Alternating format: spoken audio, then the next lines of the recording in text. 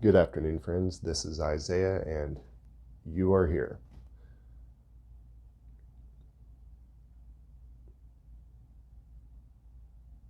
Hope everyone's having a wonderful day. Had a little bit of what I guess you could perceive outwardly as a rough day, but all is well. I'm alive, healthy, and breathing, and there's much that can be learned from things that discourage us. But enough on that.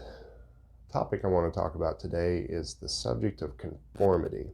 Now, this is technically kind of a part 2 to yesterday's video where I talked about being authentic or being your authentic self. I wanted to kind of expand upon that idea and go into a little more depth about conformity. What is conformity and why is it important? Well, conformity is what we experience on a day-to-day basis, whether we realize it or not, when we go out into the world and engage society. There are expectations that strangers, friends, family members, everyone we come in contact with, there are expectations that people place on you. There are certain things that people expect you to do, and people expect you to behave in certain ways. And to a degree, we kind of follow those guidelines and give in to the parameters of those expectations. And when we do that, that's called conformity. Now, conformity can be a good thing and it can be a bad thing, because there are certain situations that we have to be in where we do need to kind of fall in line in an organized fashion with the group that we're with at that time, in whatever situation or setting that may be. For instance, if you're at some sort of lecture, concert, or an event of some sorts, you may need to behave in a similar fashion to everyone else in the environment in order for things to run smoothly. Or if you're in a job situation, or if you are just in a situation where you are doing something within a group, yes, there are times that we kind of have to fall in line and work with the group as a whole. When conformity is bad, it's when we apply it to every single thing that we do in life. We get so used to being structured and so used to having to do certain things as a whole that carries over into our individuality and into our day-to-day lives. Conformity, when we get just too fixated on it, or too, I guess, subconsciously fixated. No one wakes up and thinks, you know what, I think I'm going to conform today, and I'm going to push down everything that I want to do. No, this is something that happens just like most things on a subconscious level. We conform when we push ourselves down, when we stifle a piece of ourselves out in order to please other people. Now, I believe that can be very damaging to you mentally, because if you go through life never really doing anything that you want to do or having the freedom to express yourself, I believe that certain emotions and certain needs become repressed. And the repression of those emotions and those needs can then form into mental blockages, or what's sometimes deemed as mental illnesses. A lot of times we live in a society where if you're having some sort of mental problem, there's a doctor on every corner that's ready to give you a pill to take care of it. There's a doctor that's ready to tell you that you're just broken, there's nothing that can be done, and in order to be happy, you need to just start putting some chemicals in your body. And while that may be true sometimes, it's not true all of the time. A lot of our mental blockages and issues that we do suffer with on occasion as individuals and beings inside of these human bodies is very much self-imposed, and very much things that, if we can learn to be mindful and learn to understand how our mental processes work inside of this body in this life, then we'll find that there are many things that can be overcome. But conformity is just one of those things that we do that's not always necessary. I mean, aside from stifling ourselves and creating mental blockages from never expressing ourselves, we find that there is a lack of creativity in the world due to conformity. When we're always just blindly following what everyone else is doing, then we're never looking within ourselves to expand or create something new. And this creates problems in the world. We need new revolutionary thoughts. We need people. We need other humans using their imagination. We need people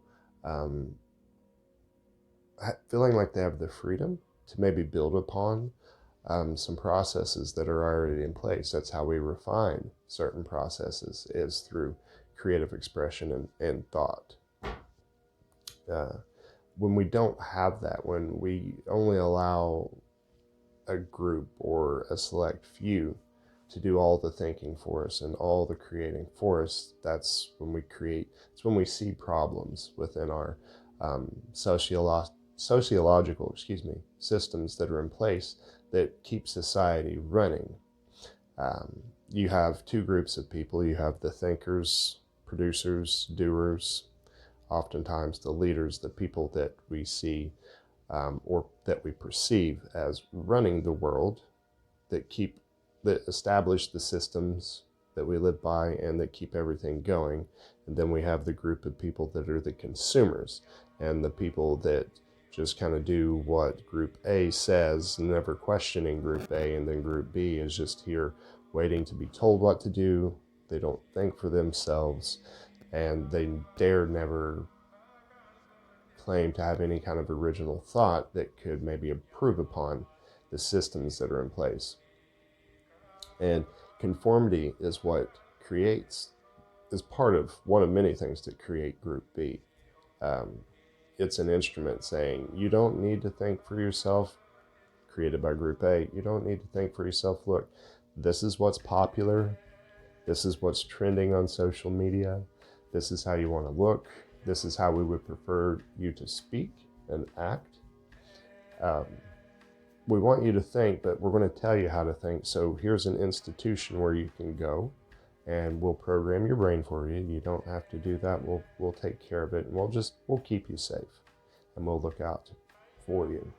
And if all you ever do in life is conform to those standards that are set in place by the Group A in the world, I guess in this example, then there are going to be certain problems come up, because no matter how smart Group A may be, they can't solve all the problems. Sometimes we need fresh minds. We need people who know how to express themselves creatively and who are brave enough to step up and maybe question the status quo and not be afraid to share their ideas with the world.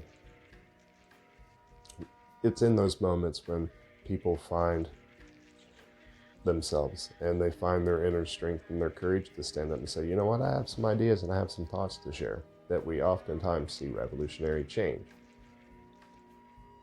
People go through life forgetting that they have this power. Far too often, people have lived in the construct of what's defined as the social norm for so long that that's all they know how to do.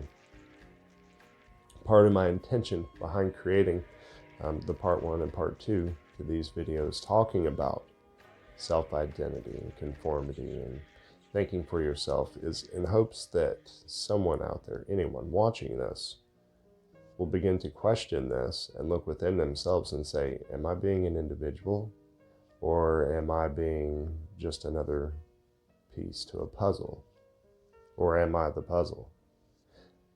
You see, I just want everyone to feel like they have a voice and to be brave enough to express themselves and to be free. As I said yesterday in part 1 to this video, there is beautiful change that can happen when people start to do that. We start to learn from one another, and we start to see a lot more just beauty open up in the world when people are not afraid to individually be themselves and not conform blindly to what they're told. what Group A, the producers and thinkers and the people that create the systems for this world, what Group A says is not what's always best for everyone. We have to let go of this notion that we all have to fit into a mold. We cannot, going forward, continue to do that. It's a flaw in the system, and it's broken. We need everyone working together with the diversity amongst varied perspectives in order to create something that we haven't experienced before as a society. We need to invite people to start coming together, and we need to learn to communicate constructively so that we can build a new reality for ourselves together. Because after all, there is the local perspective, the individual perspective that we're living singularly in our own personal body in this third dimensional reality. And then there is the collective reality that we all live in and we all have to share. And we have to build that reality together. And if everyone's always at odds, if everyone is always trying to get someone else to conform to someone else's ideas, or if we can't learn to work together and respect everyone's ideas, no matter how well thought out we think they are or not, then we're going to continue to destroy ourselves as a community of humans, as a society. And conformity is it's another tool to keep us locked in that group of, if you're not doing this, there's something wrong with you. Think about that. We live in a society where we're made to feel inferior or messed up in some way if we're not doing things the right way, or if we're not doing what is normal. Who makes up these definitions? Who gets to decide what's normal? Who gets to decide what, is good for everyone? Well, no one person or no one group of people can do that, but we've allowed that to happen for a really long time. And we're the only ones that can change it. I'm not suggesting that we rise up and we revolt and cause all sorts of suffering and pain. But we can peacefully just decide to make a change and go forward with those changes, regardless of what anyone says. And we can do that collectively. We can do that as a whole. It's just getting everyone on the same page in agreement, stating and understanding that they have their own individual strength and beauty and power that needs to be heard. Excuse me.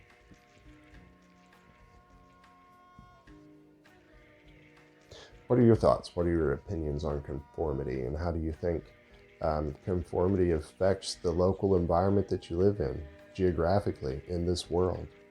That the idea, this system of what's normal and what's not normal, and how you should act or how you shouldn't act, or how you should dress or not, is different depending on where you're at in this world. There are some places where conformity is not that big of an issue, where self-expression is celebrated, and it's those parts of the world where people are the happiest. Let me know your thoughts. Share your ideas in the comments section below. There's always something that can be gained or learned from someone else's experiences, perspectives, or ideas, and I would love to hear them. And if you haven't done so already, please like and subscribe to my channel. Share my content with anyone that you think it could benefit. And, I hope everything in life is just going beautifully for you. And it's going the way it needs to in order for you to grow, but also make you happy at the same time. Till next time, my friends, I hope that you have much peace in your mind, much love in your heart, much balance in your soul. Take care.